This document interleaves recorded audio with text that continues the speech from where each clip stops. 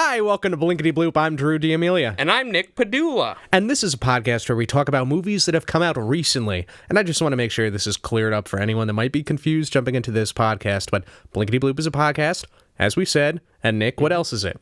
It is also a band that plays fantastic music, if Excellent. I do say so myself. We may be a bit biased in terms of the quality of our music, but if you asked our fans, they'd agree. And yeah, just we are the ones in the band Blinkity Bloop.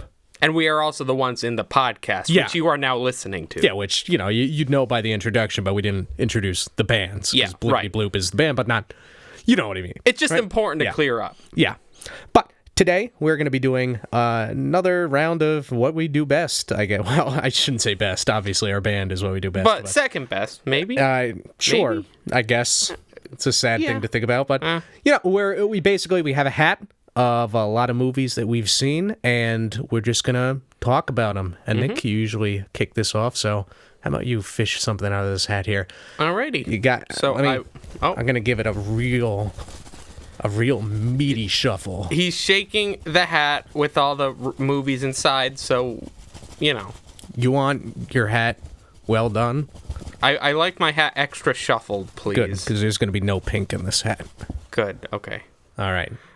So I'm reaching into the hat, which if you can't visualize it at home, which you can't because this is an audio-based medium, it is a purple fedora. That's not important, but that's good that you've pointed that out. Yep. Anyways, the first movie we are reviewing this podcast is The Old Man and the Gun. Wow, you didn't even do a bit for that. This was just an important enough movie where we didn't want to fool around. Exactly. We have to get right down to brass tacks. No nonsense. Yeah. And so The Old Man and the Gun, tell me about it. Well, it has Robert Redford in it, and he's an old guy. Yeah. And he's got a gun. That is accurate. And I'm going to go ahead and assume he... Oh, you haven't seen this? No. What?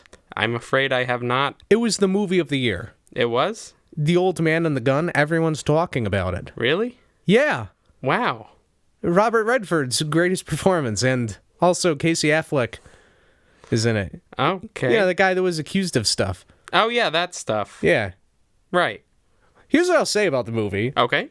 Is that it felt like it was made a really long time ago, which was interesting. I mean, not in the sense that Robert Redford was that old before, because that would be very strange. He's immortal. It's weird how he just never dies. He's always stuck at the age of 73. Has anyone thought of that? The fact that Robert Redford has just never died? He was born an old man, and he'll die an old man. Hey, wait a minute. This is a picture of Robert Redford from 1700? They didn't even have cameras then. He found a way. Robert Redford is a time-traveling demon, is what we're saying. Naturally. But essentially, the way it was made, it just really felt like it came from a different age of cinema, you could say. And that was fun, just being able to see a modern movie, because it was a 2018 movie, but it felt like it was a lot older. Was it a tribute to films of the past? I mean, it just kind of felt like it was a film from the past. So I suppose technically, it felt like a tribute, but it was just a very simple story about a very charismatic old man that was not so good because he liked robbing places. Ooh. And your favorite musician is in it? Who's that? You tell me. Is it Creedence Clearwater Revival? No. Is it Carly Rae Jepsen? That's actually... No, absolutely okay. not. No. And she is pretty good. Yeah, I mean... I genuinely... Not quite my style, but... Her album Emotion is... Have you heard it? No, not yet. Like, is it really worth... No, it's actually a really good album. Oh, well, I really like it. I don't know if I'll actually listen to it, but I'm glad to know she's stepping up her game from... No, for real, it's got some great jams. Yeah, okay. Well, I'm not fucking with you. good to know. You need to listen to it. Okay. Right now? No, you're supposed to be guessing. Oh, at the musician. I still haven't guessed. Is it Bob Dylan? Okay, Nick. What musician that you like has also acted in things? Nick Cave. Okay, you're getting there. Tom Waits. Yes. Oh. There, you did get it. Yeah. I'd say he's nowadays my third favorite musician, but he's still up there. I'm telling him. Oh, no. I'm telling him. No. I'm telling Tom. We have a real special relationship. You'd ruin it. But, yeah, I don't even know why I mentioned him, really. What did he do? He was one of the friends of the robbers. And that was about it. Did he play a harmonica? No, he didn't play any music. That's sad. It was fine. I mean, it was just a nice... you liked Robert Redford, but you also liked Casey Affleck, who was playing the cop that was just trying to get him. And it wasn't a particularly violent movie or anything like that. And it was just a kind of cat and mouse sort of movie, and it wasn't even that tense. It was just an enjoyable, very simple movie, kind of a one-and-done experience. You watch it, you go, okay, good, no complaints, nice, and then you leave. Then you poop. And then you go to sleep. Yes, as it is with our culture. Yes. Old man in the gun, the long afternoon poop, slumber for the rest of the week. That about sums it up. All right. Well, let me tell you this. The movie I'm about to pick, for obvious reasons, it made me poop. Oh, whoa. Oh, yeah. It was a laxative?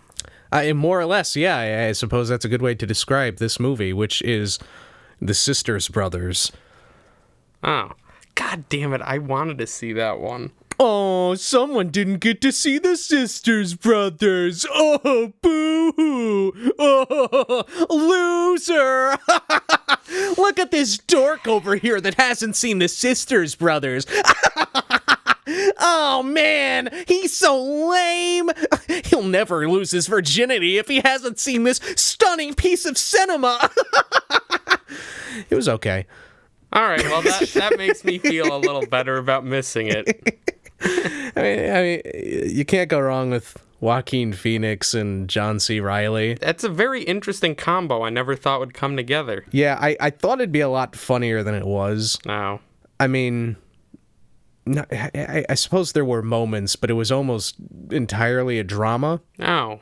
I think it was based on a book or something. I guess the trailers did make it seem funnier. And there's not a lot of action either. Oh. It's really just kind of a character piece, and I like the Sisters Brothers enough, but even they, I don't know. I mean, they're pretty charismatic, but I almost feel like there wasn't enough for these characters to really do. There were definitely some interesting moments, but overall, I don't know. It felt a little forgettable to me. I mean, how did it work in terms of Westerns, and how do you feel about Westerns as a genre? Do you think that your potential dislike or like of the genre may have fed into your feelings about this?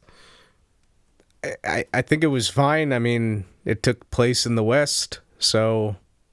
And, you know, they had hats on, and there were horses. Were there any high noon gun duels? I didn't look at the sun, and there wasn't a clock. Were there gun duels? Probably like 11:21. Were there gun duels? Yes. Okay. That's what matters. No, I don't think the genre mattered to me at all, really. Yeah. Right. Because I've certainly seen some Westerns that I really, really like. Yeah. I mean, something that comes to mind is probably Smallfoot. What? Isn't that the movie with the Yeti? Yes. Starring Channing Tatum. And Zendaya. For some reason, I assumed you were going to jump to something like Django Unchained or True Grit, but you just jumped right for the throat of true Westerns. That's right. I mean, move over High Noon and Shane. And for a few dollars more, fuck that. But, I don't know. I guess it's my fault for wishing that it was funnier and more action-packed, but I don't fault the movie for being something else. It definitely had a scene this is a bit of a spoiler. Do you want it to be a little It's bit... fine. Are you sure? Yeah. No, you really wanted to see it. I don't. Now that you say it's okay, I'm less excited about seeing it. I needed my expectations lowered. Now I'm more okay with spoilers. Okay, basically the movie just sort of prods along, and you're like, okay, that one character does one dumbass thing that fucks everyone over, and half the characters just die horrifically. Oh, wow. And then the other one loses an arm. And Wow. it's like, it's like the equivalent of me farting, and it just causes 12 children to die. Like, oh, jeez. Like, it's just kind of spectacular how one really dumb thing led to a whole lot of getting fucked over. Was that good? Did you find that like a compelling moment, or did it seem kind of off? I mean, it was compelling. It was a huge bummer, though. I don't know how I feel about it. I'm just like, fuck this guy. Come on. Like, because the characters that died, you pretty much, you liked them. Yeah. But that's the kind of movie it was. It was just a movie that when we don't care how you feel, things are just happening, and that's that, okay? And there's something respectable about a movie that does that. Yeah. Like, hey, look, it's life. Hey, go fuck yourself. That's my reaction to life, apparently. Whoa. Oh, life. Look out.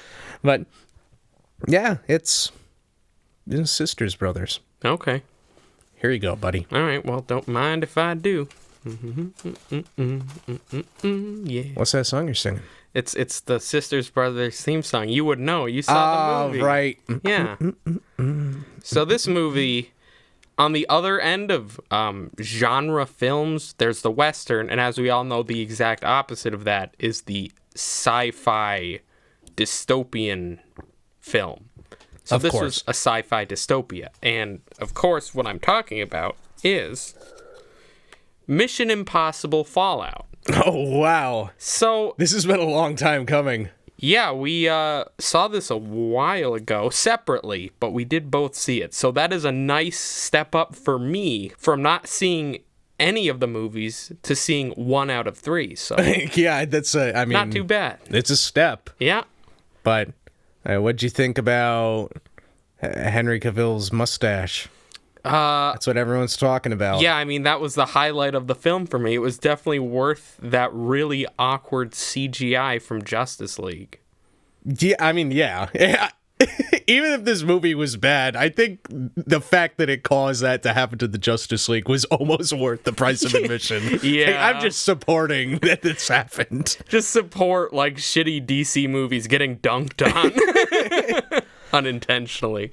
But no, it was interesting because, and I'm pretty sure this is true, I'm not a Mission Impossible expert, but this was the first sequel Mission Impossible movie. And I'm not a dumbass because I'm aware this is the 6th movie, but it was not a separate adventure all the way. It was connected to Rogue Nation? Yes, it was connected to the movie that came before it. It was a follow-up to that story, more or less. Yeah. And it was a pretty good villain in the last movie, but I don't feel like he was deserving enough to have a whole other story. I Was mean, that the ginger dude?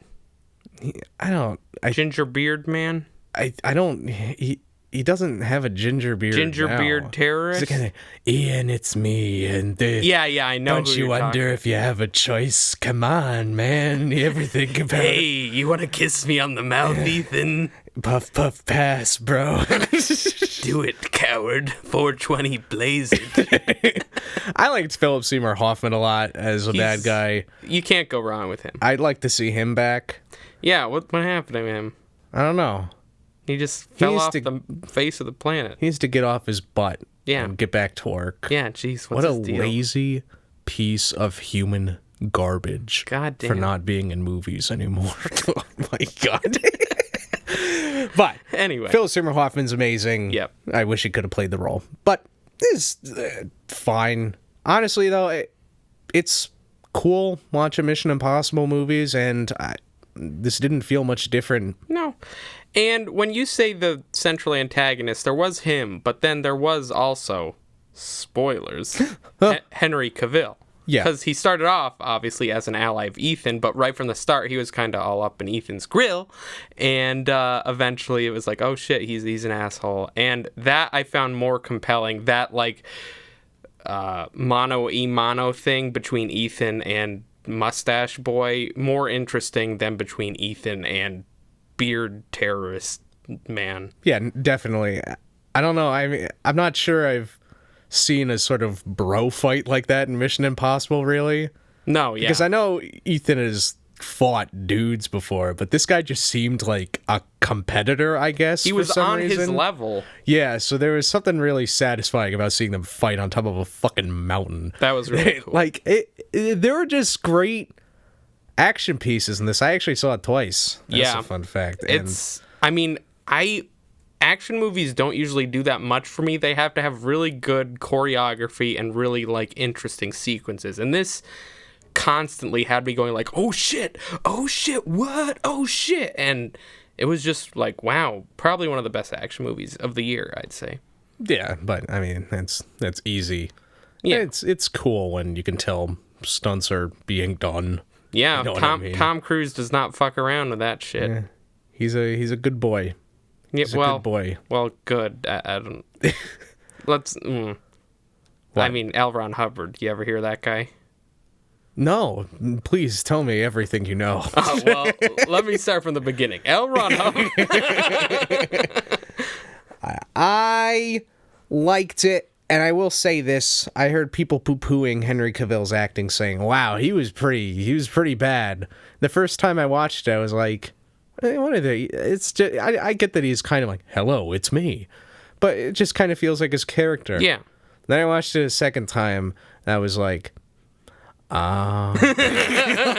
okay. I mean, I would still argue it kind of works for the character, but it definitely seems a little bad. I'd kind of compare it to Keanu Reeves playing Neo in The Matrix. It's like the character's written flat, and he's also a flat actor, so it works well. Yeah, pretty much.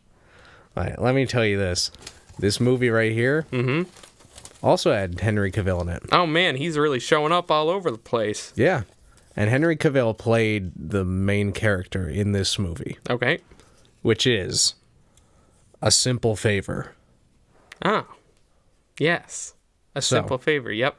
That was the one that had two women on the poster. Blake Lively and Anna Kendrick. I would assume that they are the main characters. Yeah, Henry Cavill plays both Blake Lively and Anna. Wow. He's doing two characters at once. I was right? Yep. That's crazy. Definitely. The mustache? Yep. He kept it to play a woman. He took the mustache off of Blake Lively. This is twisted. She was obligated in Mission Impossible 7 to keep her mustache. They CGI'd Henry Cavill with the mustache, without a mustache, as Anna Kendrick. So it was Superman's head on Anna Kendrick's body. There's so many layers. Whoa. All right, Did you see it? I did. Okay. Yeah, it's by the director of Ghostbusters Answer the Call, so wait, you know it's going to be good. It's Paul Feig. Oh. Because I mean, it didn't blow me away or anything, but I thought it was pretty interesting. It was definitely better than Ghostbusters Yeah, Answer the Call. absolutely. That's why I'm so confused. I'm like, that seems wrong. Yeah, because like saying Quentin Tarantino directed like Barney's Great Egg Hunt. or Smallfoot. Or Smallfoot, yes. It was a noir, technically. Yeah, it right? was I'd classify it as a neo-noir because it comes after the noir genre was in its heyday. You want to translate that to English? Because you're saying it's a new black, and that's pretty racist. As I was saying, it's neo-noir because it comes after the noir genre. Okay. And neo-noir uses new modern elements to mix things up. All right, tough guy. Yeah. All right. Yeah, I see your boner. It looks nice. And another example of a neo-noir is Searching, which we reviewed earlier. Did we? Yeah. Are you sure? Positive. I hope. I'll Positive. feel really silly. I hope. Yeah, we did. Okay. Yeah. Anyway, it was a very good example of that. It wasn't always the most memorable for me, but every time Blake Lively or Anna Kendrick was like present and, acting, they were very compelling characters. And their dynamic and their weird friendship as it evolved was very interesting in that development. Yeah, Blake Lively was really a kind of put together, fuck it kind of character, while Anna Kendrick was playing, I suppose, the Anna Kendrick type character. Hello, yes, I am very preppy and sprightly. She's great at that. Yeah, it was a really fun combo. It was almost worth it for the two of them alone. Yeah. There's also that third guy, like the hot dude. That Blake Lively was married to? Yeah, he was very boring. He was just there. Yeah, He was just scenery for them to act around. Yeah, there is nothing to him. No. But I don't know. I can't hate on it because you don't get many movies like this in the theaters these days, but I'm sure if we had... this is always a stupid thing to say. If the timeline was completely different, then this movie would be different. Like, if we got 100 neo-noirs a year. Yeah, it's like in the Happy Time Murders one. If there were more puppet movies, this would be... Yeah, no fucking duh. So I'm not going to say that like an asshole. It stood out because of its genre. We don't get many movies like that. Yeah. But it just kind of went in some predictable directions. To me, it felt like a watered-down version of David Fincher's Gone Girl. I don't know if it conjured similar thoughts for you. Gone Girl made you want to die at the end. This was like a relatively happy ending. Yeah, it was more goofy, I'd say. There was more humor. Oh, definitely, yeah. And that's the other thing. It's a comedy noir. Technically. It was... Yeah, I didn't laugh very much. I didn't laugh either. It was like... it was funny because Anna Kendrick played like a mom who vlogged while trying to solve the mystery of her missing best friend. And that was a funny juxtaposition, but... it still wasn't laugh-worthy. You can tell it's one of those movies that has jokes, but you don't laugh. Yeah. At least that was the case with me. Yeah, me too. But it was a noir. It's a nerd. It's a noir. Nerd. Huh? Yes. Nerd. So, there's something to it. Yeah. All right. Well, what's in this hat, Nick? You're going to solve this mystery. I assume it's more movies. How did you know? I'm the neo-noir master. Who are you working for? The government. Oh, I thought it was Mrs. Seelan. Well, we both are, but that's not a secret. All right, so this movie was not a neo-noir, but it did have a weird love triangle, much like A Simple Favor. Wow. And this weird love triangle got to the point where the guy caught in the middle of it all ended up getting murdered by the two women he was caught in the love triangle with. Oh, you're really spoiling the plot of this, Nick. Well, it actually happened right at the beginning of the movie, and then it went backwards in time and showed you how it got to that point. In media res, I believe, is the phrase. Oh, that sounds great. Time for me to pick from that? Oh! I didn't read the movie title yet. Sorry, I got carried away. All right. My bad. Okay, this was Bad Times at the El Royale. Oh! We both saw this together. That's weird that you're talking about the best movie of the year. That is weird. You joke, but you legitimately consider it so far your favorite movie of the year? I do think it's my favorite movie of the year. And I think I'd put it at number 2. So I think we can both confidently say this was a really great movie. And the reviews kind of confused me because they were like, it dragged on and this and that. Who said that? Some meanie. Let's beat him up. I'm gonna punch my hands in front of them. Yeah, that'll show and then cry because my palm hurts. Oh, no. Anyway, this was from the mind of one of the screenwriters of Cabin in the Woods, which is one of the greatest horror comedies I've ever sone. I love it. And you've ever seen. And he did Cloverfield, too. Yeah. Which is almost as good as the Cloverfield Paradox, but, what are you going to do? anyway. Yeah, I'm definitely a big fan. He wrote and directed this, I believe. Yeah, I think this was the first time he did it all himself. That might be right. Yes. And for a debut of you running the show, Drew Goddard did a damn good job. And I had I told a friend who asked me how I liked this. And, it was the best movie of the year. He's like, why? It's just a very good movie. Yeah. But why? And I always find it hardest to talk about the movies that are good, which is maybe a problem. It's easy to talk about movies that are shit because you can immediately find what's wrong with them. But talking about something that's great it's more challenging. It had a very compelling story overall, but also the way the story was presented was done in a very interesting way because it was simple enough where you could really follow it. The characters were all unique, compelling, fantastic performances all around. Everyone really stood out. Every scene, there would be a new thing revealed.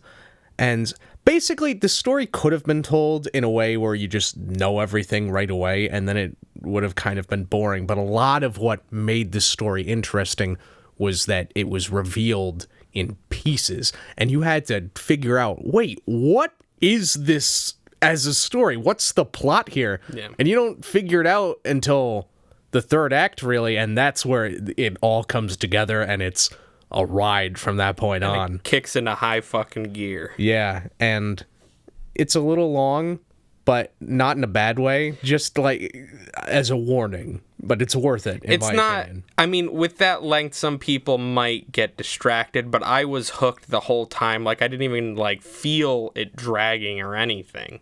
Yeah. Jeff Bridges, man, he...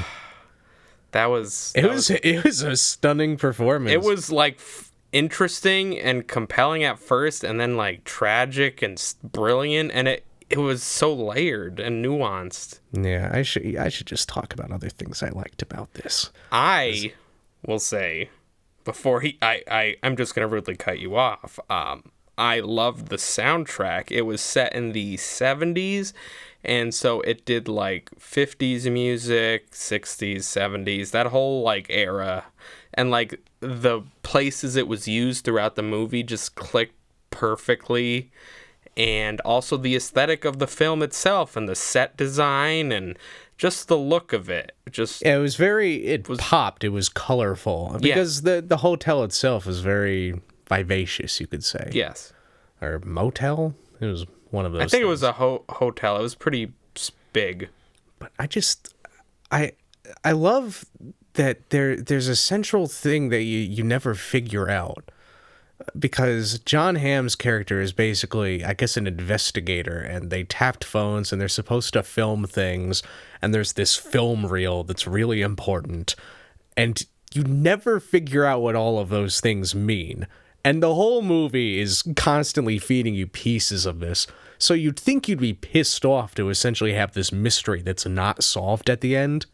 But then, the whole movie is building up to the idea that you need to let go of the past so you can move on and have a better life.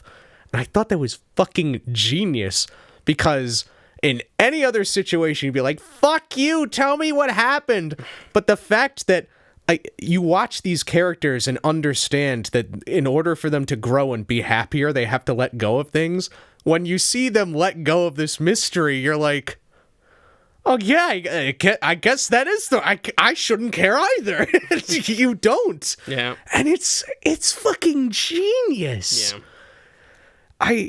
I just feel everyone's arcs, they don't all wrap up in a happy way. Some are just tragic. Some are bittersweet. But overall, it really is just great storytelling. It's a solid, compelling story that just keeps you hooked the whole way, but it's not too complicated, easy to follow. Yeah.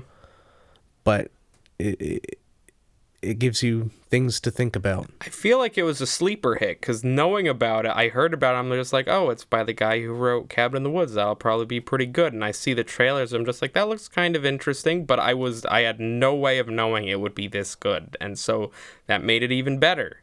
Yeah, the title itself, Bad Times at the El Royale, and then I would see the poster and it'd be really colorful, and Yeah. I'd see the cast and it'd be interesting. I just went, yeah, that's enough. Yeah. I mean, sometimes it'll just be enough knowing, hey, cool, this movie takes place in this place that's interesting. Like, Yeah, I mean, that's all it takes. It's just this motel, and I'm like, fuck it. I kind of felt the same way about Hotel Artemis, which is weirdly reminded me of. Yeah. Right? I mean, they're really not very similar But at they all. both take place in lodging areas. Yes, they're both compelling stories that gradually unravel in lodging areas. Yeah. So, bad times at the Hotel Artemis. If I could go back to the performances, I just want to talk about Chris Hemsworth. No, No, you don't. We can't. you can't. I can't. No, he told me to tell you He's never not. talk about me again. Oh, but the restraining order wore out. Okay, sorry. Well, a restraining order wouldn't be relevant because unless the restraining order on my voice.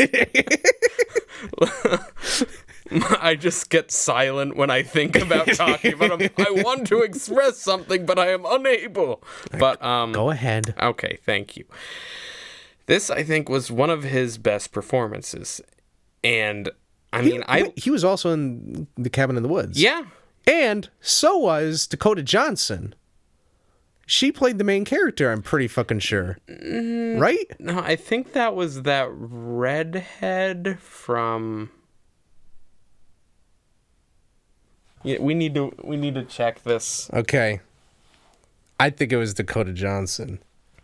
I'm feeling it was this redheaded girl, and I can't remember what other movie she was in, but we will find out shortly. You'll find out shortly. Yep, I'm looking. I already know. Oh, Shit. Kristen Connolly. Fuck. Yeah. But anyway, Not fair. I mean, Don't like this. Who is she? What's she done? Wait. I can't remember. But anyways, Chris Hemsworth gave, I think, I really fucking cut you off. the most compelling performance of his career as a Charles Manson-esque cult leader. I think that's a fair title for him. And he was just so hateable. Like, he's so charming in real life and his other characters, and I've never hated a character of his so much, and I was so impressed while being like, I want him to fucking die. He's so evil. And I like how subtly, because you would see a cult scene and you'd see the way that he ran the cult, and it definitely seemed fucked up, but it wasn't super obvious. Like, he wasn't, time to go punch women in the face, or, just something that was really obvious, but he would just do things where he kind of like take these two people and he'd tell them to fight each other. Yeah. And it was just done in this way where you felt this is off, but it wasn't obvious enough. And I felt like it was a really smart way to do it because it kind of helped you understand how people are getting suckered into this because, it doesn't necessarily seem all that wrong. Right. He just kind of seems like a friendly hippie at first who's very charismatic, and gradually it's just like, oh shit, this guy's fucking terrifying by how easily he can manipulate people. And then by the time you find all this out, it's just like, oh hey, he's right outside the hotel where we all are. Uh-oh. Yeah. And that was such an amazing, tense moment, and like that reveal. That was great, and there's other great moments that are on the same level, but we don't have time to get into all of that. There's just fantastic tension throughout the whole thing. Yeah. For real. So, it's a solid movie, and it's, maybe I shouldn't call it a feel-good movie, but I think it'll make you feel good in a different. Sorry, I was gonna tell a great joke, but now I don't think I want to. No, let's rewind and let you. Sorry, sure? I cut you off. Yes. Are you sure? Yes. Okay. It's gonna be a good time at the El Royale. The joke would have been funnier if it didn't cut me off. Sorry. Now I'm having a bad time at the El Royale. Well, then the title works again. Who's picking now? Who does the picks? I believe it's you. Is me doing the picks? Yep. Well, let me tell you, I had a bad time at this movie. Really? Why? Well, because, I mean, you know how you have bad times at the El Royale? Right. Well, I had a bad time because this is a bad movie. Oh. Which, of course, is Snake Outta Compton. Oh my god. Well, that is strangely relevant. Yeah, let me say this. I actually had a pretty good time watching Snake Outta Compton. Okay, another movie I did not see, but from the title alone, I can tell it's one of these Sharknado type Z movies. You had the opportunity. I remember messaging you saying, "Come on over. I'm watching Snake Outta Compton." I was very sleepy. After seeing the title, I'm like, I really want to, but I was already in bed. I was in my undies. I was ready for nappy nap time. I couldn't go back on that. Okay, baby Nick. Yep. Well, Snake Outta Compton is about a snake in Compton Okay. that just kind of ate people. Was it a big snake? Yeah.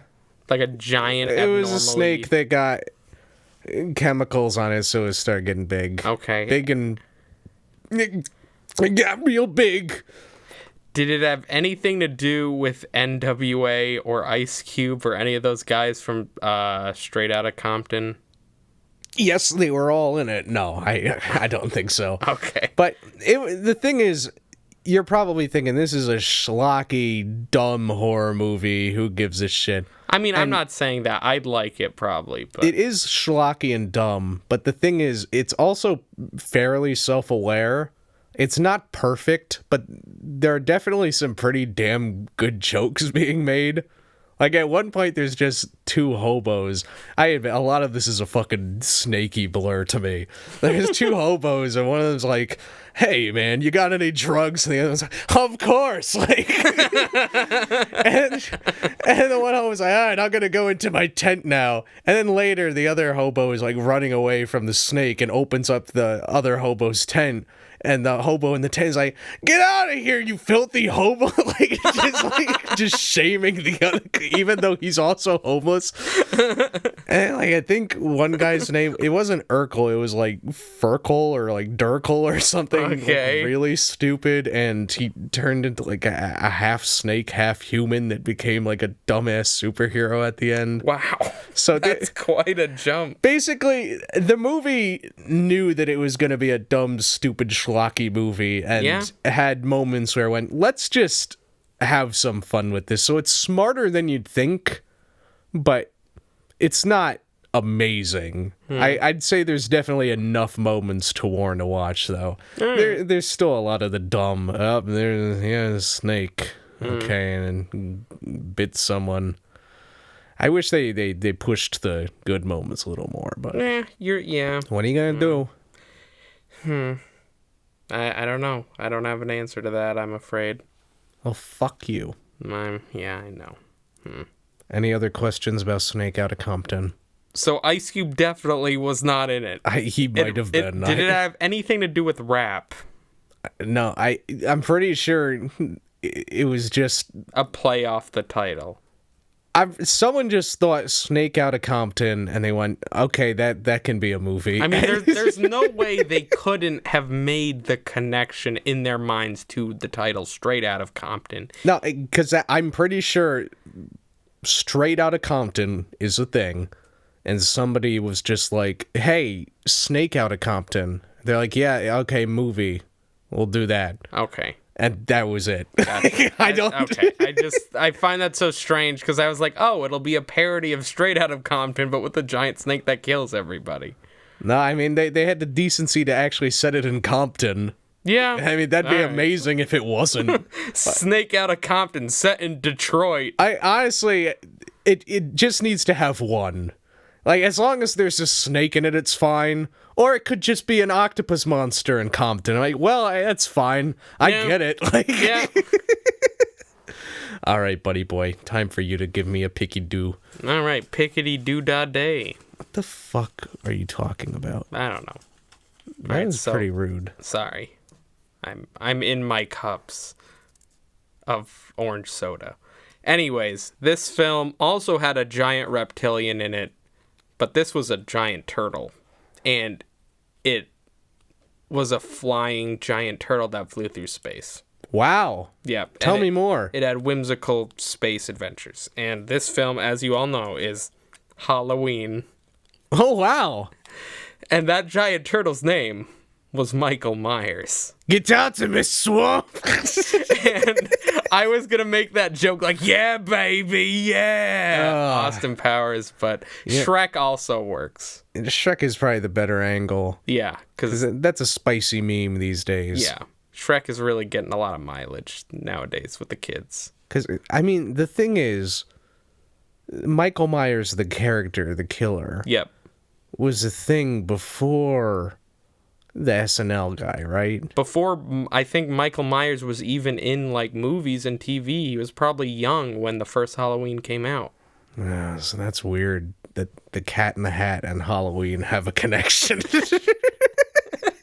I mean, if you think about it, the Cat in the Hat is just as much of a sociopath as Michael Myers, the murderer. Pretty much. And Michael Myers, the actor.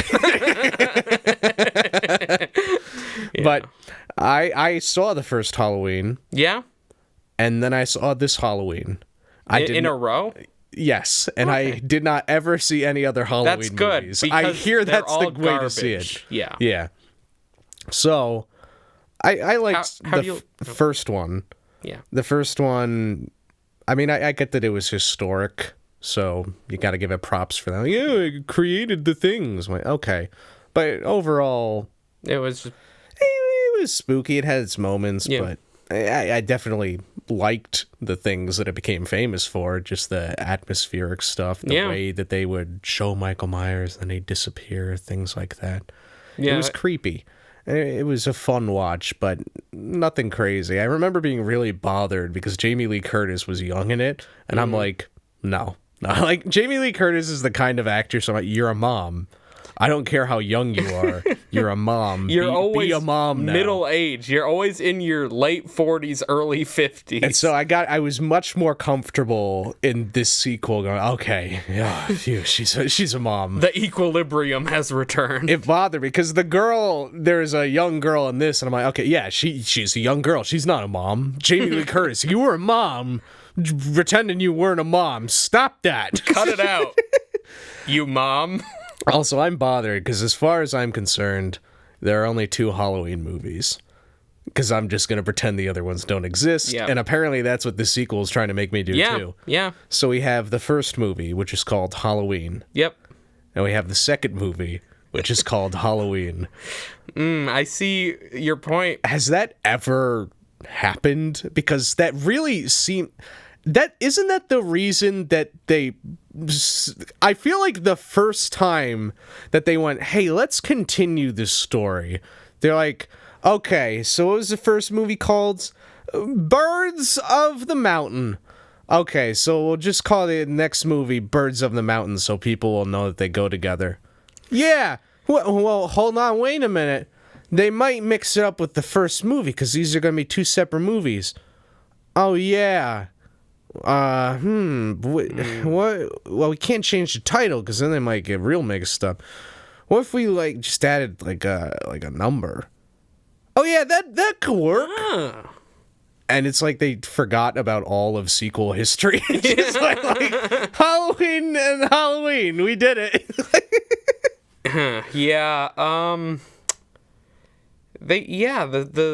I've never had I mean, I know there have been horror remakes where it's just the same title as the original, but the creators never said, pretend those don't exist.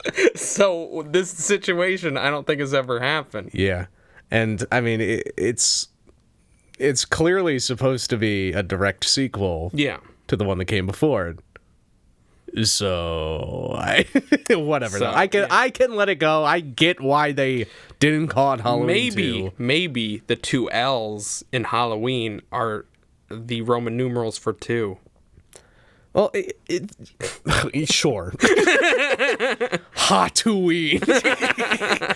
But you got to think about how confusing it is because you've had the Halloween movies and all those shitty sequels, and then you already had one attempted reboot. Yeah, with Rob Zombie, which we also try to ignore. They're trying to say ignore everything except the first movie, and now there's going to be this.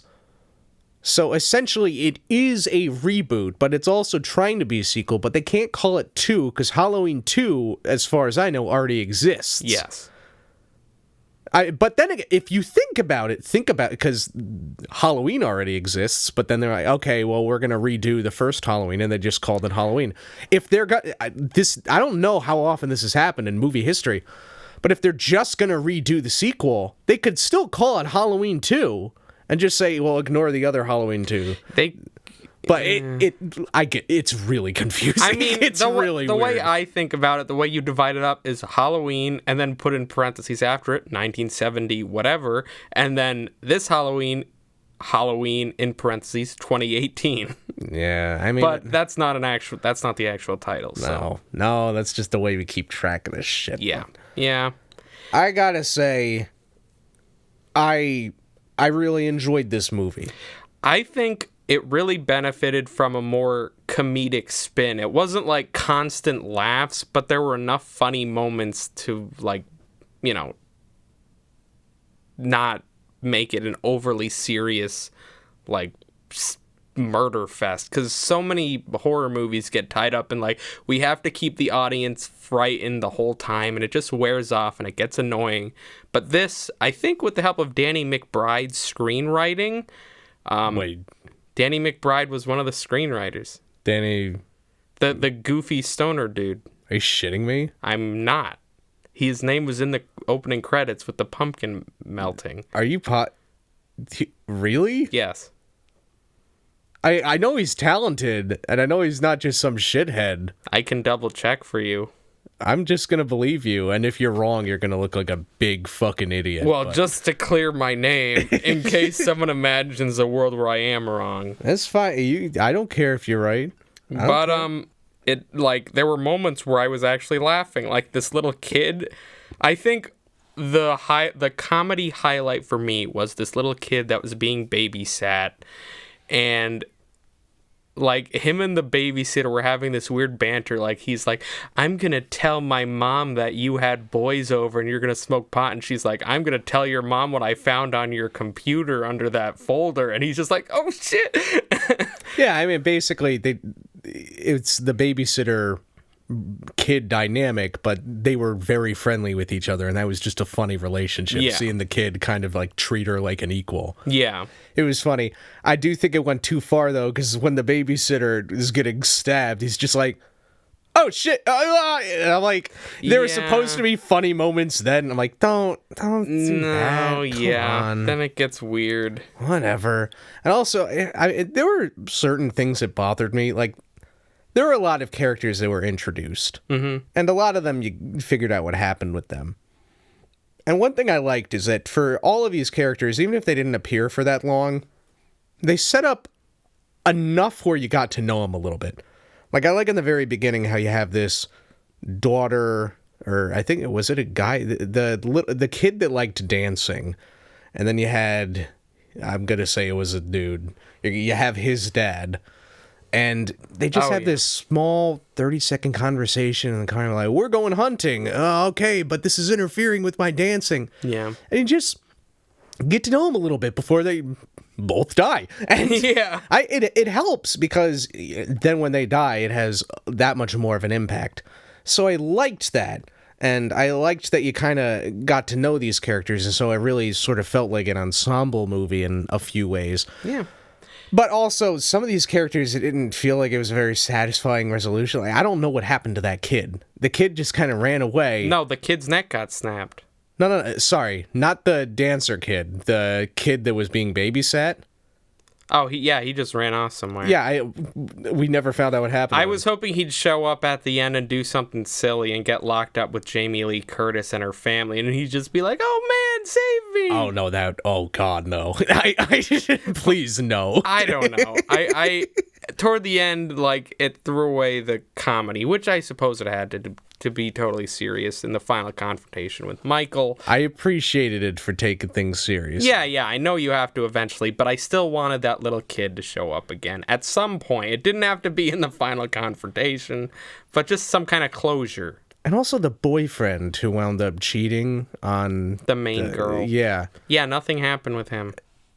nothing had to happen with him, because I No. get it. Michael Myers, he kind of kills randomly. He doesn't kill the people you want to get killed necessarily. No, but yeah. it just bothered me because the douchiest character didn't die, and I'm like, that's not fair. Come on. The douchiest character's best friend, who was kind of the comic relief, did get killed. Yeah, in a pretty gruesome way, but I have to say that I know this movie has humor peppered throughout, and I would argue for the most part it's fine. It's not distracting. It doesn't happen during scary moments or anything. Sometimes it might be a little bit much. Like, okay, come on, let's just get on with it. But Yeah. this one scene was too fucking funny. Because basically, this kid is drunk. And then Michael Myers shows up doing his shtick where he's just standing there in his creepy mask. And this kid is drunk and he just, he's on someone else's lawn. He's like, I'm sorry, man, I'll get off your lawn, okay?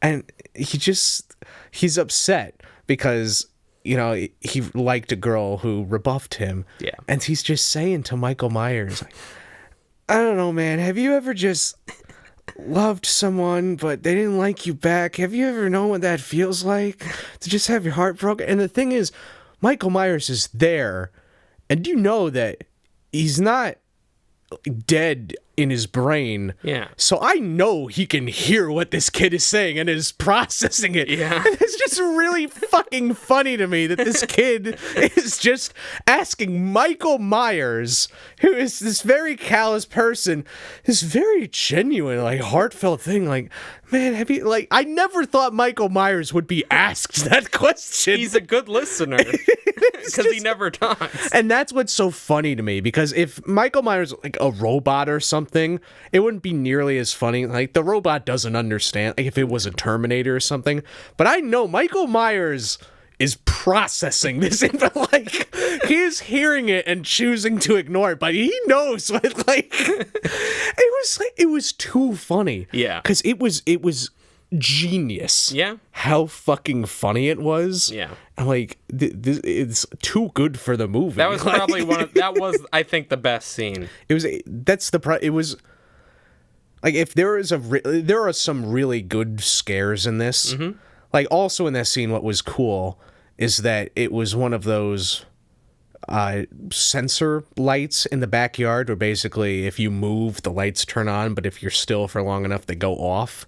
And they really played with that, having the lights go off, and then when they went back on, Michael was somewhere else. I was like, oh shit.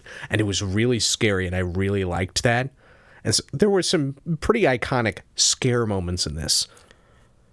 But that was an iconic comedy moment. Yeah. And I'm like, it probably doesn't fit in here, really? Yeah. But I loved it anyway. It was so good. And speaking of that scene, when he was like, you ever just have a girl that you chase after and you can never get her? Michael Myers is literally chasing after that girl since the 1970s. Jamie Lee Curtis was that girl to him. Okay, that's the thing, though. It's not a romantic thing, but the fact that No. she's the one that got away. But what I don't get it. Was he trying to kill her? Because I feel like what wound up happening, he escaped from jail or the asylum or whatever. Yeah. Then he just went back to the neighborhood. Right. And he just seemed to be killing people. And Yeah. I don't even think he didn't seem to even care about Jamie Lee Curtis. It was a murder spree, I think, and it just happened to lead him right to the person he wasn't able to kill in the first place. Because that's what I thought that it was going to be. Like, he's out for revenge. He's trying to kill Jamie Lee Curtis. And Jamie Lee Curtis's character was very paranoid about it. And she learned to use weapons because I think she was convinced he was coming back to kill her. Yeah.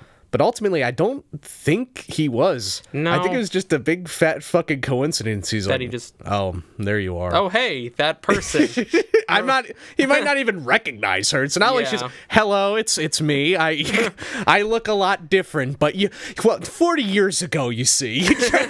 You killed 5 other babysitters and tried to kill me. I think, would you remember what someone looks like 40 years from now if you like haven't seen them at all? To be fair, if you tried to kill them and you love killing, I guess, and the one person you weren't able to kill got away, it might stick with him. She looks very different though.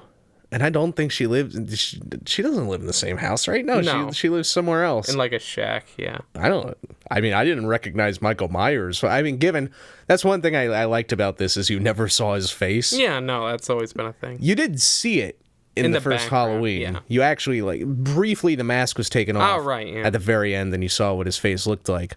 And so I thought we might get to see something like that again this time. But no, and it was just funny because occasionally he would have the mask off, but you wouldn't see his face. Yeah, just like the back of his head. Just seeing his whiskers. And I don't know why I thought this.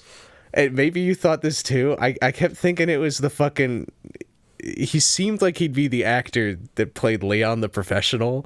Oh, what was his name? That's very specific. I don't know. I was just thinking like, nah, that's him. Which I can't remember his name. There's something about the head shape. It was something that just seeing his whiskers and knowing he was 40 years old. I think the reason it was creepy is his head shape just made him seem so average. Yeah. So there's something so terrifying about this average guy that was, killing people. It can be anyone. It can be any fucking schmuck. Yeah. And speaking of him and like being scary without his mask, the guy who ran the asylum, I just wanted to talk a bit about the psychiatrist, because that dynamic and how it compared to the first movie where his psychiatrist was trying to stop him. This psychiatrist didn't want him killed and wanted to understand him, and it got to the point where he wanted to become a killer himself. That was a fine twist. I didn't like that in this movie, though, because if this movie had a lot of twists and that was one of them, that'd be one thing. But that being the twist, I just didn't care enough about that doctor for him to have that much thunder, you know what I mean? Yeah, that's a good point. But so it's just like, if there was going to be a twist, I want it to be related more directly to Michael Myers or one of the main characters fighting against him. Yeah. I just didn't care about that doctor enough where all of a sudden, look at me, I'm stealing this show. And I'm like, fuck off, come on. And he did eventually because he got his head smushed. I feel like it was less of a serious moment and more funny though, because you got this fat old guy putting on Michael Myers' iconic mask. Like, it's just there's no way you can take that seriously. Like, could... Yeah, it was ridiculous in a creepy way, but it was funny. Yeah. It was almost, I don't know. I was already mad that the twist was happening. Like, well, don't try to make me laugh. You're just trying to cheer me up. Let me be grumpy. Yeah. But there were some just really great, scary moments where, I mean, you just, very subtle shit, much more subtle than the first movie. Yeah. Where a big thing about the first movie is you'd kind of have a wide shot that would just show an area and you'd see Michael Myers would be in it somewhere in the background. Yeah. And we'd, whoa, fuck. And then you'd see it again and he'd be gone or something like that. Yeah. This movie did that, but it was so much more subtle where it might be really, really dark, but you just vaguely see him being illuminated. Or one of them was so subtle. I think someone was going into a bathroom and very, very, you could just make it out in the distance. You could tell that Michael Myers is like beating someone to death. Yeah, that was but it really is cool. So subtle. I'm like, that's the shit I like, man. Yeah. And it was some good kills. Yeah, some very subtle. Like, one of the highlights for me was you didn't even see this kill, but like him going into that restroom and dropping those teeth over the stall, like in front of that like woman, was just like, oh fuck, how did he get those teeth? Is he a dentist? I found your teeth. Those aren't mine. Oh, jeez, I'm sorry. I didn't mean to scare you. Are you interested about Jesus? I'm pooping. Sorry. Michael Myers as a door-to-door Jehovah's Witness. And that was another great scene. You have this woman just pooping in a stall, and Michael Myers comes in, and you just see the boots, and he's slowly going from stall to stall, and you're just like, fuck! Yeah. Oh, no! it was a fun movie just in terms of being scared. It was great, and I loved. It was fucking genius to me because Jamie Lee Curtis is obviously like fighting back. Yeah. But for a while, Michael Myers, it seems like the villain, and Jamie Lee Curtis is like, oh no, And she doesn't seem helpless exactly, but she seems paranoid. She doesn't necessarily seem like she's going to kick his ass or anything. And part of me, because Jamie Lee Curtis's character was built up to have been just training for decades out of paranoia. And I kind of wanted to see a version of this movie where she just beat the ever-loving shit out of him for 20 minutes. And blew his head off. Like, he didn't stand a fucking chance. He just completely demolished by her. But I also get it would have been a lot less tense if that happened. Yeah. I did like the tension, but one thing that I thought was amazing is in the first movie, you have this iconic thing. Michael Myers, he finally falls off a roof. You think he's dead. But then you look back down and you see he's disappeared. You're like, oh shit, he lives on. In this, Jamie Lee Curtis falls off a roof. And at first, I just thought, oh shit, she might just be dead. I didn't think anything of it. But then Michael Myers looks down to see where Jamie Lee Curtis is, and she's disappeared. It was such a fucking brilliant callback to the first movie. I didn't see it coming. The person I saw it with did. Yeah. I did not see that coming, but fucking it was so cool having Michael Myers being like, now you're the one that's like, oh shit, I got goofed. And that was great. Just the hunter has become the hunted. Exactly. I'm like, fuck yeah. That's really good. It didn't like.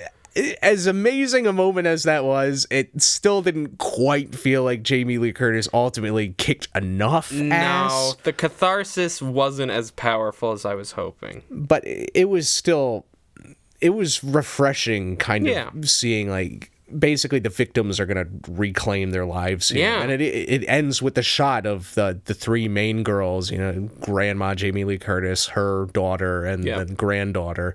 They're all in a truck getting away from everything, and the granddaughter is holding the knife that Michael Myers was using. It's like they took it back. Mm-hmm. I don't think it's to imply time for us to murder people now, but it's just like we fucking took away your power. Yeah, and I'm like, oh, it was like castrating him basically.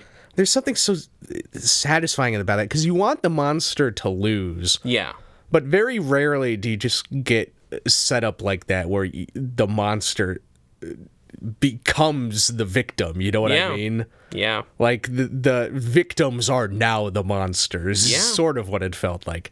Not exactly, but it was cool. It was a little dumb though because Jamie Lee Curtis built like that whole fucking insane bunker that I'm not even sure how she pulled off. And it didn't even really end up doing? No, well, she goes into the bunker, and like everyone's safe, and then she goes, I have to finish this, I'm going back up. Like, what the fuck? And then later they go back in the bunker, and Michael Myers is just like, oh, this is a bunker. All right, I'm gonna get inside, and and then he does. Yeah. He just rips the thing that seals it off. Like, oh, well, don't even know why we put that there. Yeah. And I had someone point this out to me, but it definitely seemed like Jamie Lee Curtis, as an old woman, was maybe holding up a bit too well to this very powerful, monstrous man in certain scenes. Yeah. But it's fine. It's fine. Jamie Lee Curtis seemed like the kind of character that would, again, she could beat the shit out of him for 20 minutes, and I wouldn't doubt it for a second. Like, yep, that checks out. That makes sense. Yeah. One more thing I wanted to bring up before we move. Sure. We've been on this for a while. That's fine. The podcasters that show up in the beginning, weirdly relevant to us.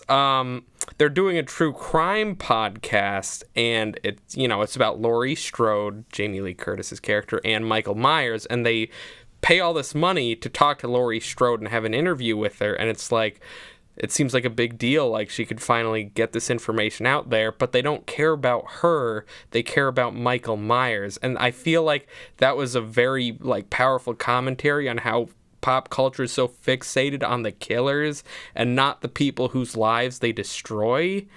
And I also just thought it was satisfying that these like assholes that don't care about the victim and just want to use them to get popular got promptly killed. Yeah, I liked it a lot, but I almost feel like maybe that was great for a different kind of movie, because this wasn't meta in that way exactly. No.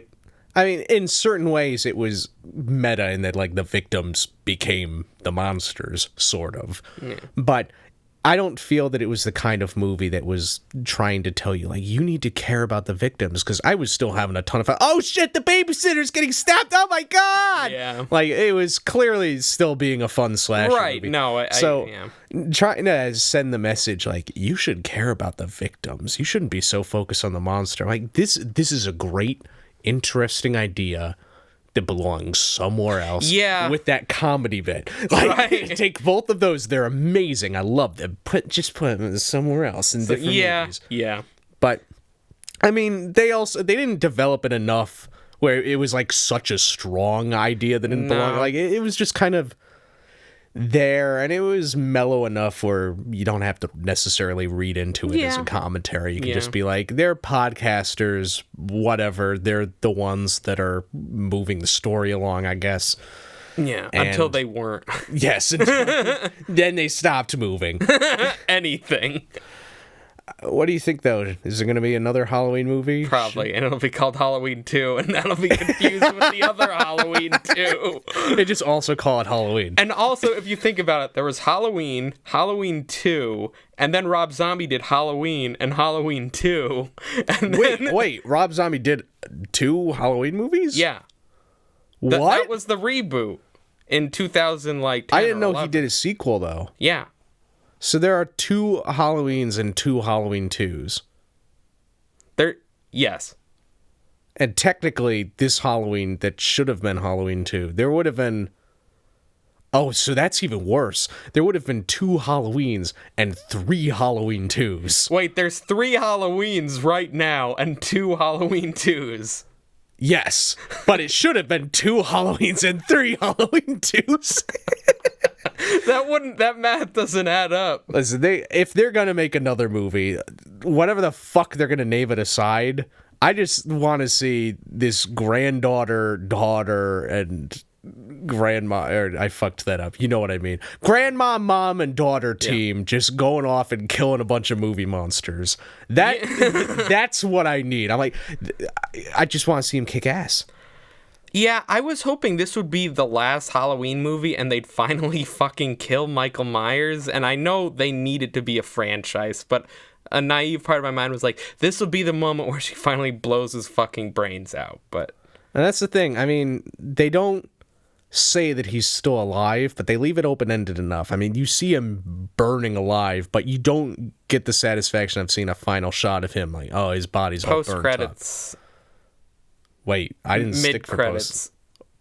What happened? Well, it was either mid or post credits. I didn't see it because I didn't stick through. It wasn't mid credits. Because I stuck through like a good chunk of the credits. It must have been at the ending. Oh no, what happened? Are you sure? You hear I read this, you hear breathing, and like it's implied it's Michael Myers. Okay, but that's like what I view that as like a fun, like, oh, maybe, but like he still very well could be dead. But it's not like the first movie where it's like, yeah, he definitely got away and he's clearly still alive. Like, it's like he's dead and maybe the person breathing is just like, can I have a refill of popcorn, please? Yeah, maybe just the labored breathing of a very heavy set man. Yeah, because the thing is, that happens. Everyone leaves the theater. But then if you stayed for an extra 10 minutes, you hear the breathing again. And it's like, hi, it's me. My name's George. I have asthma. Let me tell you my story. And then it goes on for a whole hour. It's another movie, a documentary about asthma. No, it's like there's no visual. It is just the audio. People are cleaning the theater of like the popcorn. Like, God damn it. I hate hearing George's story. It's so boring. He's just talking about how he grew up on a farm playing solitaire. Like, I don't give a shit about your parents and how they fucking read books, man. Or your wife and how she left you. All for your asthma. Man, I mean, Halloween, it was a good movie, but like the 3-hour runtime is insane. What's the connection to the guy with asthma? It's like an hour and 40 minutes, and then like the rest of it's just like a guy named George talking. I mean, I guess it's an artistic choice, but I'm questioning the creator's purpose. At the very end of his monologue, he's like, "Oh, I'm being stabbed by Michael Myers, who's still alive." He survived that basement explosion. Yup, that's definitely him. Oh no! I can tell by his mask, who no one else wears. And the next movie would, of course, be Halloween, George. Like, You know, now that I think about it, with the mask, couldn't another, like, Michael Myers could actually be dead, and that labored breathing is a guy who bought a William Shatner mask who is at his same height and put it on. There might be a whole cult of dudes who just, like, are the same height and go on murder sprees in that mask. I mean, because we never saw his face, we can't confirm that the Michael Myers that escaped is actually the guy that got that mask and is killing people. That other Michael Myers could have just escaped and then went to a Denny's and then started a new life. Or he died in the bus crash. That's true. He could. Oh wait, so who's this other guy? Gerard Depardieu. What the That's fuck? a French actor. No, who the fuck is the guy that played Leon the Professional? I don't remember his name. It's a French guy. I know that. Is him. Like, We'll just go with that, Gerard. All right, sure. oh man, That was a lot of Halloween. yeah. I don't even remember his turn is to pick a movie. Mine. Yes. Well, this movie, let me tell you, I don't have a lot to say about it at all Oh, really? compared to that one. Okay, that's No fair. sirree. Just not very much to say about this. Operation Finale. Oh, isn't this that movie about a plot to kill one of Hitler's buddies? Yeah. This is bad. Okay. Okay, so Oscar Isaac, Ben Kingsley, they're fine. They're good boys. They did good boys. They're stuff. nice lads. Let me just get this out of the way. The most compelling part of this entire movie, and I swear to God, is Ben Kingsley is taking a shit while everyone else is watching him, and you just hear him.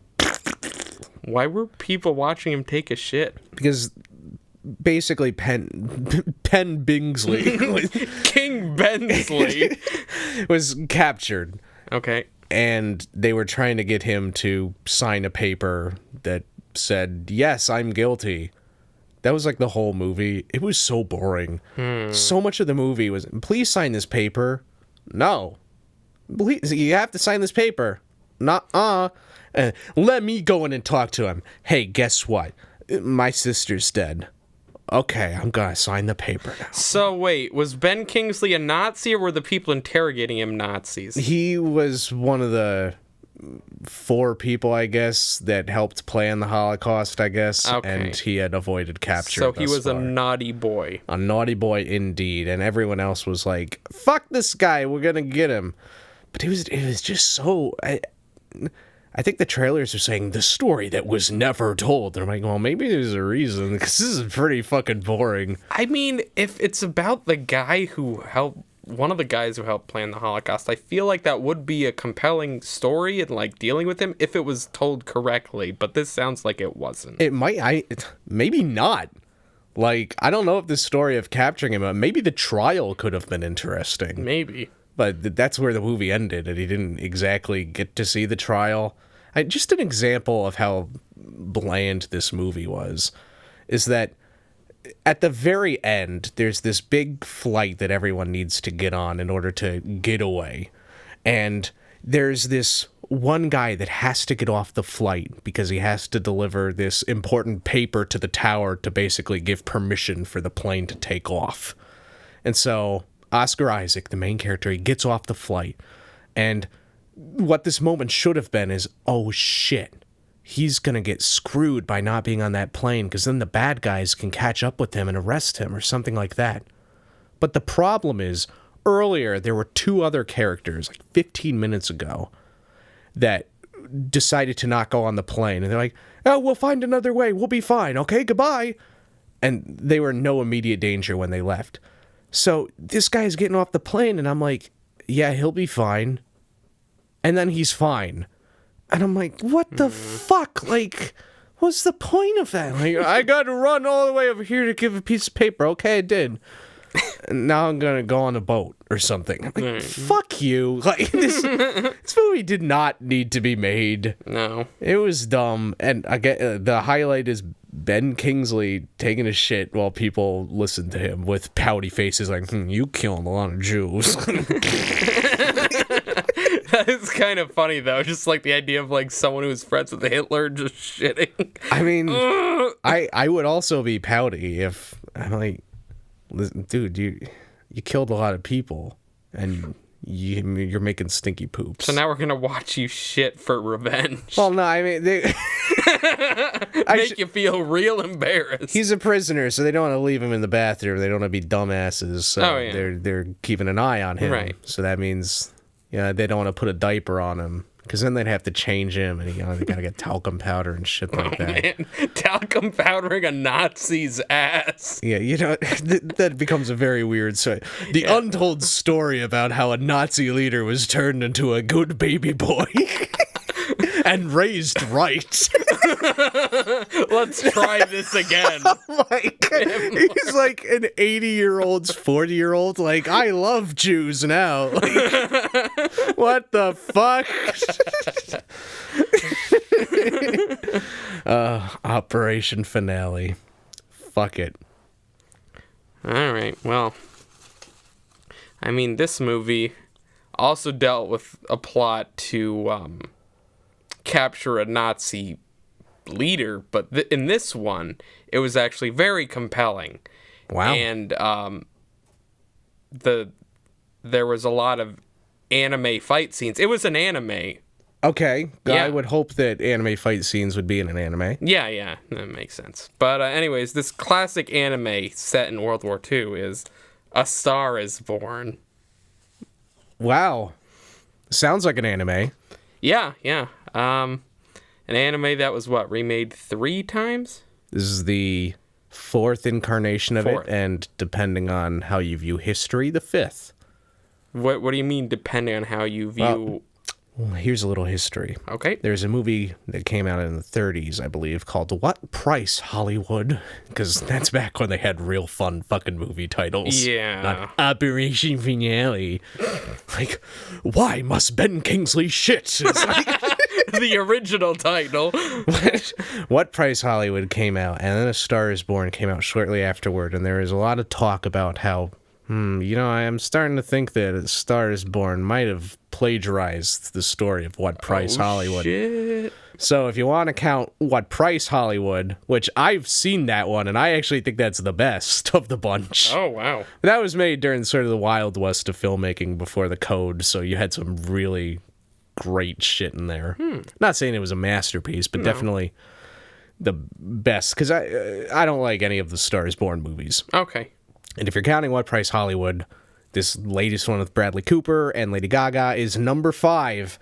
Wait, it's the worst out of all 5? That's not what I was saying. Oh. I was just saying it is the 5th of all of them. But how does it rank? It's the worst of all of them. Okay. Well, yeah, probably. Wow. I mean, listen, none of them are good. I'm not going to count What Price Hollywood. I should, but I won't. But they're all long and boring because it's just the story about a drunk guy and he meets someone. It's like, I'm talented and I'm going to make you a star. I'm a star now. I'm drunk and I'm going to kill myself. That's it. That's the fucking story. Is that it every time? Yes. And I've never given a shit. And maybe this was, like, really interesting when movies first existed. Like, wow, I've never seen a drunk person kill themselves on film before. But I'm like, I've seen that 20 times this week. So it's like, I've seen that in Smallfoot. I saw that 20 times in Smallfoot. There was a lot of Yeti suicide. So, like, I was not rooting for it from the beginning. I was hoping, like, maybe they finally did it. And listen, I'm not saying there aren't things of merit in every version. I think people would be mad at me if I didn't talk nicely of, what's her name? Barbara Streisand? No, she played Dorothy in Wizard of Oz. Judy Garland. Yeah, she did a performance, and it was very good in the 50s one. I think it was 1956, if I remember that correctly. It was fine. I've never cared about the story. Yeah. This didn't help. I mean, I know people like, oh, Lady Gaga, and she's acting, and she does music. Now she's an actress, and she's acting. And I'm like, she's fine. Yep. Not that I give a shit about Oscars, but I'm not like, what? You gotta nominate her. I'm like, she just, I didn't give a shit about any of the characters. Bradley Cooper was interesting. Yeah. Like, hello, it's me, Bradley. Yeah, it's time for my song now. He was very good. Okay. But I didn't give a shit about anything that happened. I just didn't care. The story played out the same way in every movie? Yeah. Oh and my this has God. a modern spin in that There's Lady Gaga becomes a star. It's actually really weird because I think her name is like Alice or something weird like that, and she becomes known not as like Alice Jasper, but she's just like Alice. And you get this weird uncanny valley thing where you're seeing the career of this Lady Gaga character becoming a pop star and dancing and like being the musical guest on SNL, and you're just like, this is like really weird. It's like Lady Gaga, but it's not. It's like an alternate universe Lady Gaga, and I'm like, it's just, honest to God, I think it would have worked better with not Lady Gaga, but just someone we hadn't known, or just anyone else that was not already a pop star, because that is a distracting element. Maybe in 80 years, if people don't know who Lady Gaga is anymore, it'll play a little bit better, but I can't lie and say that wasn't distracting. So, important question. Does Bradley Cooper kill himself? Yes. It wouldn't fucking be A Star Is Born if he didn't fucking kill himself. Well, I don't know, because I never saw any of the older ones. Yes, Bradley Cooper is the drunk guy that kills himself. Okay. So it wasn't Lady Gaga. No. She just becomes a star, and then she sings a song about how she's sad that the guy is dead, which I'm pretty sure happened in, like, fucking every other movie, too. Oh, okay. How did he do it? He hung himself.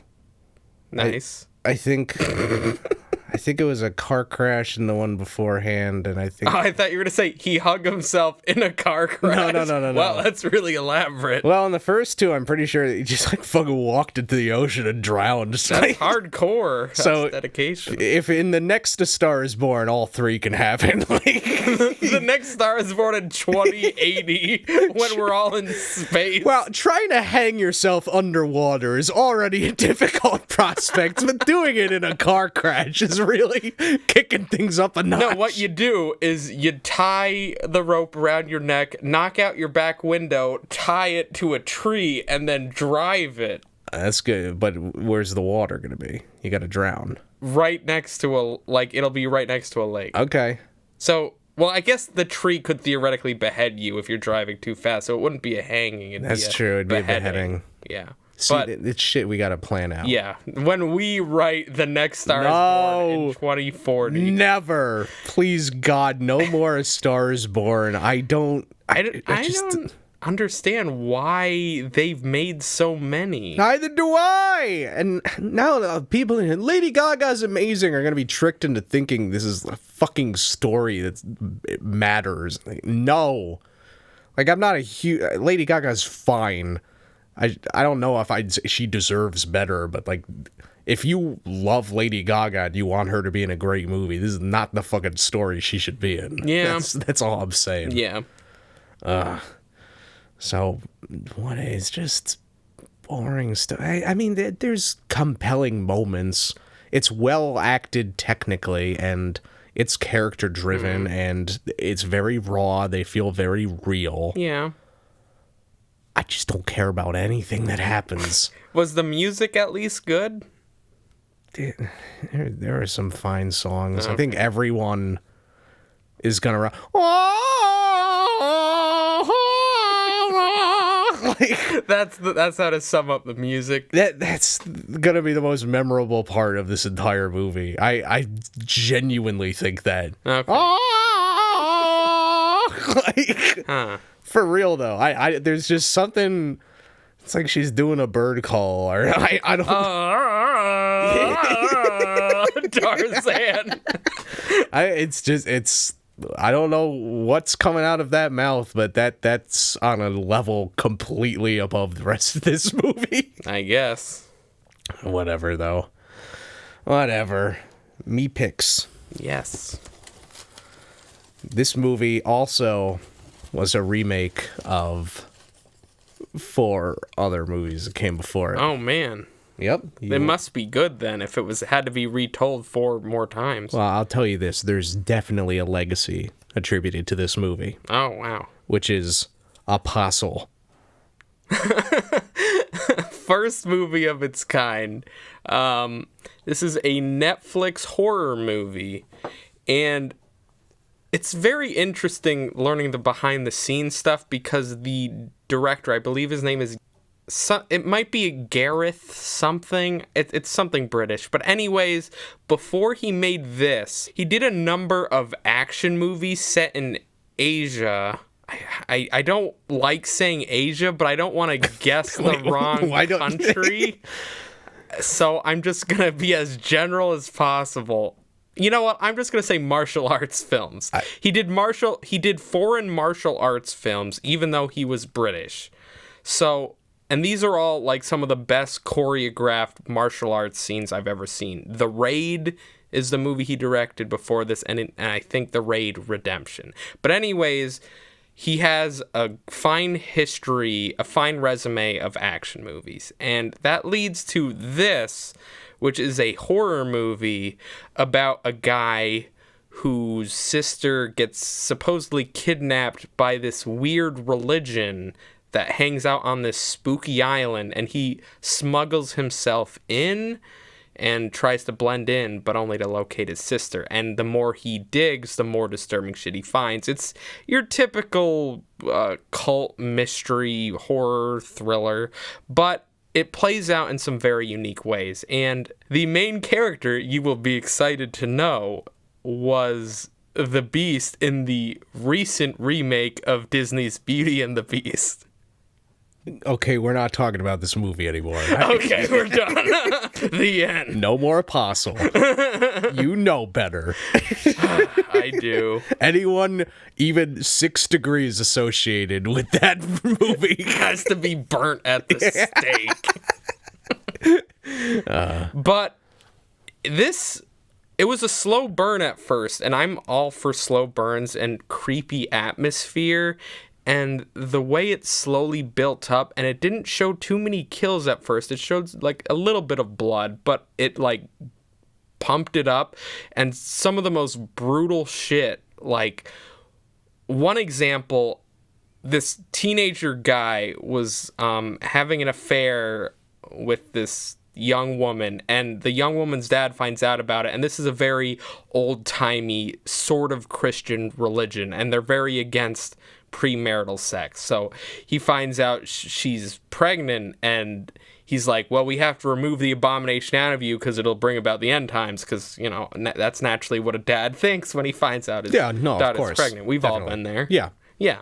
But so he the boy comes back, and he made her this beautiful, like, artistic thing he carved out of wood, and he's like, hey, I got this for you at... And he comes in the door, and let's just say, to put it lightly, the dad tried to perform an abortion on his own daughter. Oh, jeez. We've all been there. Oh, no. Whoops. He just slips on it. Whoa! Falls down the stairs. And it didn't take, and so she didn't make it. So she fell asleep? Yeah, she took a long, bloody sleep. Oh, jeez. And so the boy, I don't want to give, I just want to describe this one scene, tries to fight the guy, and he runs out the street, and he's like, hey, this guy killed my daughter, but it was actually him who did it. And the guy gets strapped down, and they get this drill thing. They set it behind his head, and it's the 18th century, so they don't have electricity. So the way they use it is they slowly grind it towards his skull, and it's like, and it's like the guy is screaming in his restraints, unable to move, and the main character is watching this all in horror because he built a friendship with this kid, and he can only watch as it's drilled into his fucking skull very slowly, and you see it all, basically. And eventually he stops twitching and flailing, and then they remove it, and it just shows the cavity in his skull, and it's just like, oh, fuck. I'm very desensitized to violence, but when it's old-timey tools and old-timey violence, there's something extra visceral about it that just makes it worse than just like a gunshot or like modern-day murder methods. Well, it's a lot more drawn out, so you have to spend more time with it. Right, yeah. So there's the cult aspect, and then there's a weird supernatural aspect because this cult worships this like witch or nature goddess, and she keeps the island growing crops and keeps the livestock healthy, and they maintain this witch or nature elemental thing by feeding her blood of people that come to the island. And okay. Yeah. You know, as you do when you got an island. That's how Rhode Island exists. Rhode Island? Yeah. Which I'm pretty sure is not an island. New York City, then. This is also not an island. Hawaii. Not an island. That is an island. What? No? Yes. No. Yeah. No. Yeah. No. That's how you win an argument. Like, you got me again. Yeah, there's a weird supernatural element, and along with that, there's this really freaky assistant, I guess, of the witch. It's not an assistant, it's more of a guardian, because with such a powerful being, you can't just hang out in the woods and be like, oh, nothing's gonna happen to me. No deer are gonna nibble on me, or a bear's just gonna come out and kill this nature witch, because she's like rooted into a tree, so she's not going anywhere. So she's very vulnerable. Ah. And so she's got this guardian who, like, he's very tall, and his head is covered by what looks like a beehive, but it's definitely not a beehive. It looks like barbed mesh wrapped so tightly around his face, you can't even see his eyes or anything. It was fucking horrifying. Yeah, okay. And he just, like, every time he shows up on screen, even if he's not, like, going after the main character, I'm just like, get the fuck away from that guy, get the fuck away from that guy. Like, if he was, like, 2 miles away, I'm like, get the fuck off this island. Like, there's the cult, and then there's that guy. And he ends up being just as mortal as the rest of them. Like, I'm just like, oh, he's not that supernatural, I guess. But still, he was more terrifying because he wasn't wearing a shirt. He had a beehive-looking head. He hung a woman up in a sack and had her bleed out, and he fed the witch blood. Okay, so I am not that I need to, but I'm not following a fucking thing about what this story is. But what I'm gathering is that it's some creepy-ass, old-fashioned, not old-fashioned, but old-timey... Yeah. Old-timey isn't even exactly the right word. It's a period horror film. Sure, yes. Yeah. Like, I was wondering, like, well, this director does have an action background with martial arts background, so are we going to get any martial arts moments? And there are 3,000 scenes? Yeah, naturally.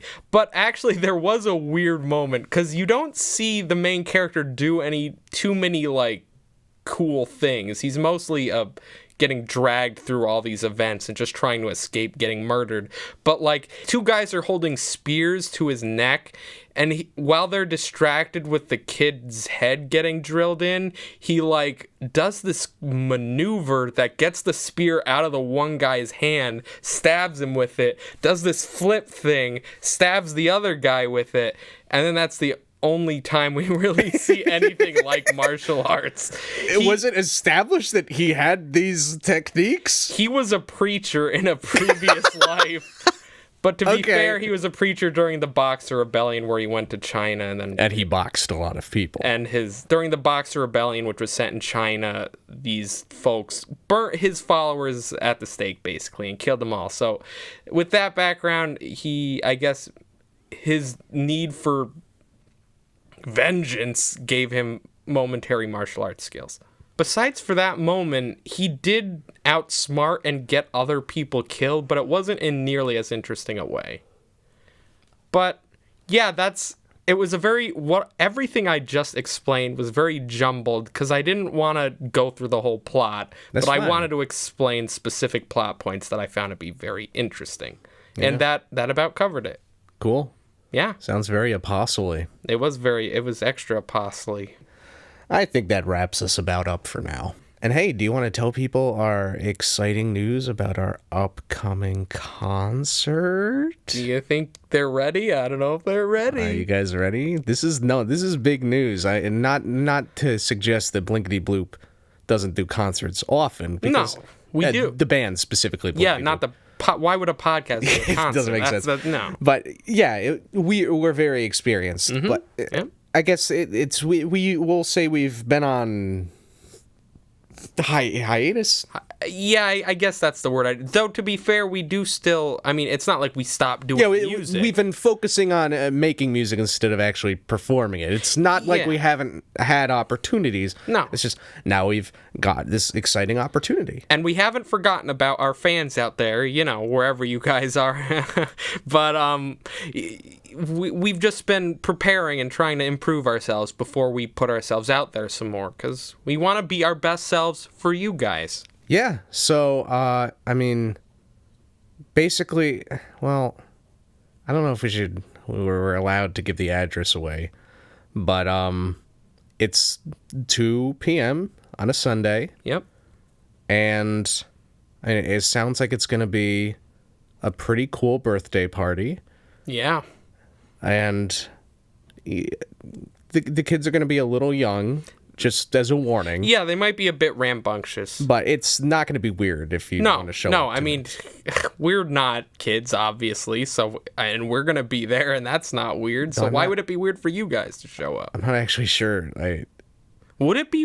Do you think? Well, is this like a fenced backyard? Do you think her mom would be cool with us having? Well, I was over? Picturing this in a more open area, but now that I think about it, it's probably in a suburb. So I don't know how big a venue that would be. Well, we'll keep you posted. Yeah. We still don't have a Blinkity Bloop social media thing going on, but we'll also keep you posted on if we get that going. But basically, it really seems like things are going good for the Blinkity Bloop band. Absolutely. Yeah, this is exciting. We're doing another concert. It's going to be a lot of fun, and I think that we have a potential to really hit an untapped market here with 8 to 9 year olds. Without a doubt. And, maybe, obviously you guys, if you're allowed to come. Yeah. We got to clear that up with the parents. We'll figure it out. Yeah. But anyway, yeah. This is brought to you by Fissure Mist Media. Right. Fissure Mist Media, they do all sorts of audio. Yep. They'll do your podcasts. They will. And your music. Mm-hmm. But they will absolutely do your movies. That is, their... I wouldn't say their highest priority. They would take anyone. I guess they took us. Yeah, but I mean, not that we're movie people, really. No, we're not. We're much more about music. Yeah. But if you want to make movie stuff, they'll do it here. They will love it if you do movie stuff, especially if it's a big movie. If it's a big movie, you were not just welcome, but like they would beg. No, I don't want to say beg. They would come, love to have you. Yeah, right. Love. Yeah. So yeah, come to Fissure Mist Media for all of your audio needs. Mm-hmm. Possibly come to our concert, and we'll keep you posted on Blinkity Bloop. We will. The band.